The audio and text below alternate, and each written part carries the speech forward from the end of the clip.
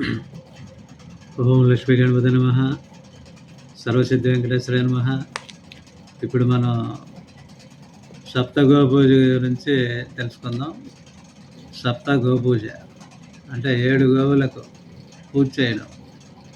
అదేమిటంటే 7 గోవులకు పూజ చేసినందువలన మహా ఐశ్వర్య ఫలం, ఆరోగ్య బలం, పుణ్యబలం సిద్ధిస్తుందని పెద్దలు చెప్తున్నారు.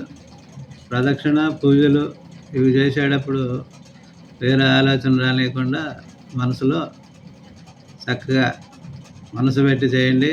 అటుపక్కకి ఇటుపక్కకి అటు చూడకుండా గోమాతలో ముక్కోడి దేవతలు కొలువై ఉంటారని పెద్దలు చెప్తున్నారు. కాబట్టి మనం గోపూజ చేసేటప్పుడు మనసంతా వాటి మీద జాచి పెట్టి చేసుకుంటే మీకు చాలా ఐశ్వర్య బలం, పుణ్యబలం, దేవలోక బలం అన్నీ దక్కుతాయి. మంచి ఫలితాన్ని పొందవచ్చు. అయితే 7 గోవులు ఒక దగ్గర ఉండాలంటే మనం గోశాలకు వెళ్ళాలి. దేవాలయాల్లో ఉంటాయి, సపరేట్గా కూడా కొన్ని గోశాలలు ఉన్నాయి దేవాలయాల్లో కాకుండా.